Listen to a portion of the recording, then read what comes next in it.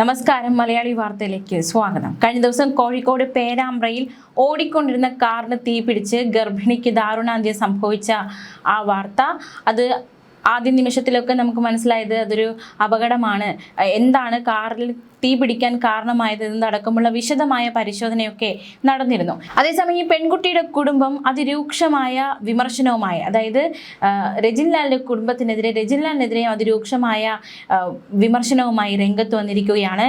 അതായത് ഇതൊരു കൊലപാതകമാണോ എന്ന സംശയമാണ് ഈ കുടുംബം മുന്നോട്ട് വയ്ക്കുന്നത്. അതിന് അവർ തെളിവുകളും, അതായത് ഓരോ സന്ദർഭങ്ങളും, അതുപോലെ തന്നെ ഇവരുടെ വിവാഹത്തിന് മുന്നേ നടന്ന പല സംഭവങ്ങളും അടക്കം മുന്നോട്ട് വെച്ചിട്ടാണ് ഇതൊരു കൊലപാതകമാണോ എന്ന സംശയം അവർ പ്രകടിപ്പിക്കുന്നത്. 7 മാസം ഗർഭിണിയായിരുന്നു സോന. കാറിനുള്ളിൽ തീ കത്തുകയും അതിനുള്ളിൽ പെട്ട് മരിക്കുകയുമായിരുന്നു. ഭർത്താവ് ഫ്രണ്ട് സീറ്റിലായിരുന്നു, സോന പിൻ സീറ്റിലായിരുന്നു. ഇതിനടക്കം ബന്ധുക്കൾ വലിയ രീതിയിലുള്ള ഗൂഢതയുണ്ട് എന്ന ഒരു സംശയം പ്രകടിപ്പിക്കുകയാണ്. ഭർത്താവ് രജിൻലാൽ ഈ കാറ് കത്തിയ ഉടൻ തന്നെ പുറത്തേക്കോടി അടുത്തുള്ള തോട്ടിൽ ചാടിയിരുന്നു. ഗുരുതരമായ പരിക്കേറ്റിട്ടുണ്ട്.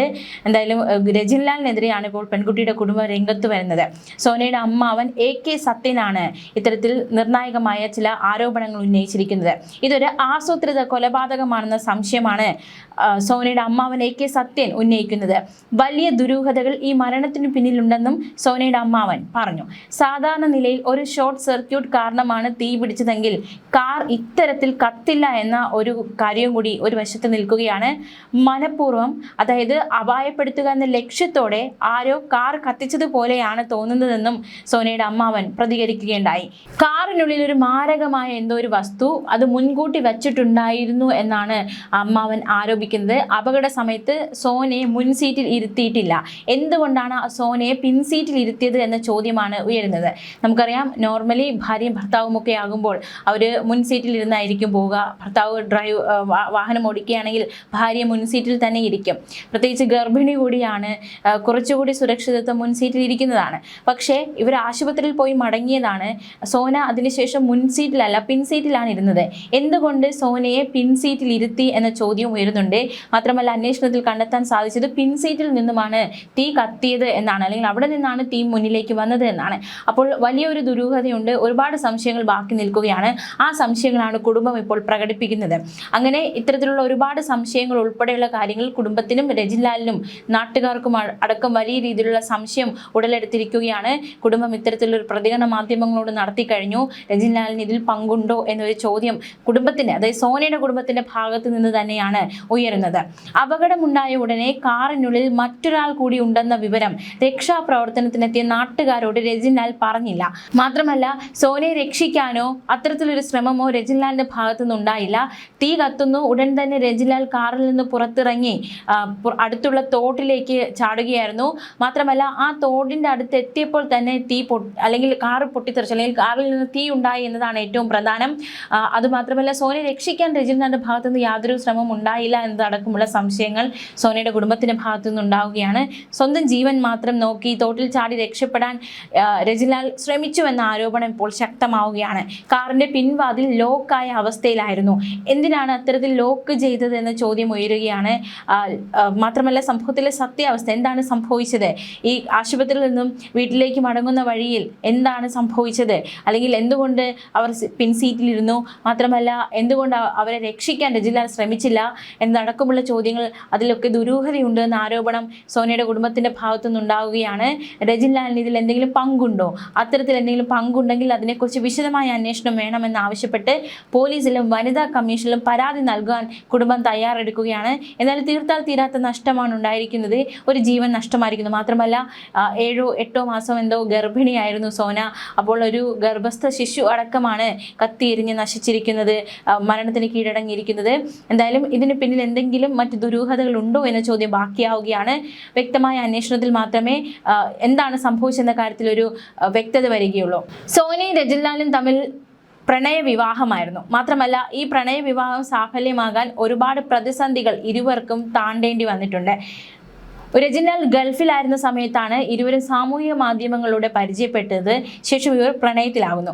വിവാഹം കഴിക്കാൻ ഇരുവരും തീരുമാനിക്കുന്നു. പക്ഷേ ഇതിനിടയിൽ രജിൻലാൽ മറ്റൊരു യുവതിയുമായി ബന്ധത്തിലായി. ആ യുവതിയെ വിവാഹം കഴിക്കാൻ രജിൻലാൽ തീരുമാനിക്കുകയും ചെയ്തു. ഇതറിഞ്ഞ സോന വളരെ താൻ വിവാഹം കഴിക്കണമെന്ന് ആഗ്രഹിച്ച വ്യക്തിയാണ്, താൻ പ്രണയിക്കുന്ന വ്യക്തിയാണ്, വേറൊരാളെ മറ്റൊരു യുവതി വിവാഹം കഴിക്കാൻ പോകുന്നുവെന്നറിഞ്ഞ് സോന മാനസികമായി തകരുകയും വടകര റെയിൽവേ സ്റ്റേഷന് സമീപമെത്തി ട്രെയിനിന് മുന്നിൽ ചാടി ജീവനൊടുക്കാൻ ശ്രമിച്ചിരുന്നു.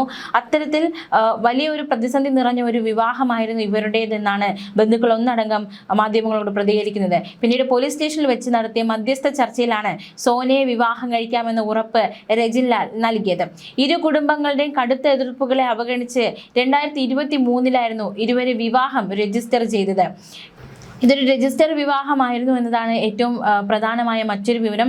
അതേസമയം കഴിഞ്ഞ വെള്ളിയാഴ്ചയാണ് രാത്രി 9 മണിയോടെ ഇവരുടെ കാറ് കത്തിയമരുന്നത്. കോഴിക്കോട്ട് ആശുപത്രിയിൽ പോയ ശേഷം, അതായത് ഗർഭിണിയായിരുന്നു, അപ്പോൾ അതുമായി ബന്ധപ്പെട്ട് ചെക്കപ്പിനൊക്കെ പോയിട്ട് മടങ്ങി വരുന്ന സമയത്താണ് വീട്ടിലെത്താൻ വെറും 2 കിലോമീറ്റർ മാത്രമേ ദൂരമുണ്ടായിരുന്നുള്ളൂ. വയൽ പ്രദേശമായ ഒതയോത്തു താഴെ ഭാഗത്ത് വെച്ചാണ് ഈ അപകടം ഉണ്ടായിരിക്കുന്നത്.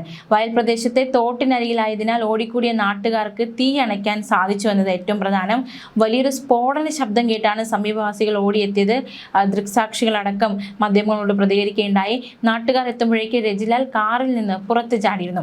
ശരീരത്തിലെ വസ്ത്രങ്ങളിൽ തീ പടർന്നതിനാൽ സമീപത്തെ തോട്ടിലേക്ക് ചാടിയാണ് രജിലാൽ തീ അണച്ചത്. തുടർന്ന് നാട്ടുകാർ ബക്കറ്റിൽ വെള്ളം കോരിയൊഴിച്ച് അഗ്നിരക്ഷാസേന എത്തുന്നതിന് മുൻപ് തന്നെ തീ അണയ്ക്കുകയും ചെയ്തു. കാറിന്റെ പിൻസീറ്റിൽ ഒരാൾ കൂടിയുണ്ടെന്ന് ആദ്യമൊന്നും രക്ഷാപ്രവർത്തകർക്ക് മനസ്സിലായില്ല. രജിലാലിന്റെ ഭാഗത്ത് നിന്ന് അത്തരത്തിലൊരു വർത്തമാനം അല്ലെങ്കിൽ അത്തരത്തിലൊരു പിന്നിൽ ആളുണ്ടെന്നൊരു പ്രതികരണം രജിലാലിന്റെ ഭാഗത്തുനിന്ന് ഉണ്ടായില്ല എന്നാണ് ചുറ്റുമുള്ളവരൊക്കെ പറയുന്നത്. പിൻസീറ്റിൽ കിടക്കുകയായിരുന്ന സോനയുടെ മുകളിലേക്ക് കാറിന്റെ മുകൾ ഭാഗം അടർന്നു വീണിരുന്നു. അതുകൊണ്ട് തന്നെ പുറത്തു നിന്നുള്ളവർക്ക് പെട്ടെന്ന് അത് കാണാൻ കഴിയാത്ത രീതിയിലായിരുന്നു.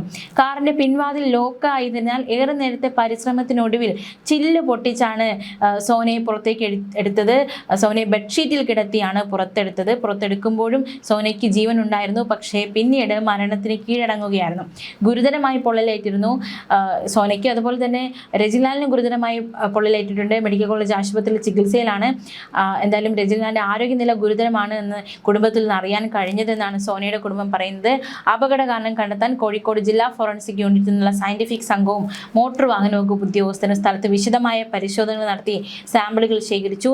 2016 മോഡൽ പെട്രോൾ കാറിന്റെ ഉൾവശം മാത്രമാണ് പൂർണ്ണമായി കത്തിയമർന്നത്. പക്ഷേ കാറിന്റെ ബോണറ്റിന്റെ എഞ്ചിൻ ഭാഗം കത്തിയിട്ടില്ല, അങ്ങോട്ടേക്ക് തീ പടർന്നിട്ടില്ല. മോട്ടോർ വാഹന വകുപ്പിന്റെ പ്രാഥമിക പരിശോധനയിൽ ഇത് ഷോർട്ട് സർക്യൂട്ട് അല്ല എന്ന് സ്ഥിരീകരിച്ചിട്ടുണ്ട്. കാറിന്റെ വയറിങ്ങിന് യാതൊരുവിധ തകരാറുകളും കണ്ടെത്തിയിട്ടില്ല. കൂടാതെ ഇന്ധന ടാങ്കിന് ചോർച്ചയോ മറ്റ് പ്രശ്നങ്ങളോ ഉള്ളതായി കണ്ടെത്തിയിട്ടില്ല. കാറിന്റെ പിൻവശത്ത് നിന്നാണ് തീ ഉയർന്നതെന്നും മുൻവശത്തേക്ക് തീ കാര്യമായി പടർന്നിട്ടില്ല എന്നും വ്യക്തമായിട്ടുണ്ട്.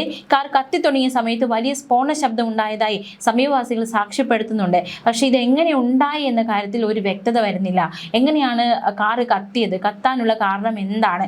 കുടുംബം ആരോപിക്കുന്നത് മറ്റെന്തോ വസ്തു ആ കാറിനുള്ളിൽ വെച്ചിരുന്നു, മനഃപൂർവ്വം അപായപ്പെടുത്തിയതാണ്, എന്തെങ്കിലും കൊലപാതകം നടത്താൻ അല്ലെങ്കിൽ കൊലപാതകമാണ് എന്ന രീതിയിലാണ് സോനയുടെ കുടുംബത്തിന്റെ ഭാഗത്തുനിന്ന് ആരോപണം. എന്തായാലും പെട്രോൾ ടാങ്കുമായി ബന്ധപ്പെട്ട എന്തെങ്കിലും ലീക്കോ മറ്റ് പ്രശ്നങ്ങളോ ആയിരിക്കാം അപകട കാരണമെന്ന നിഗമനം ഉണ്ടെങ്കിലും വിശദമായ പരിശോധന ആവശ്യമാണ്. അതിനുശേഷം മാത്രമേ എന്താണ് യഥാർത്ഥ കാരണമെന്ന് മനസ്സിലാക്കാൻ സാധിക്കുകയുള്ളൂ.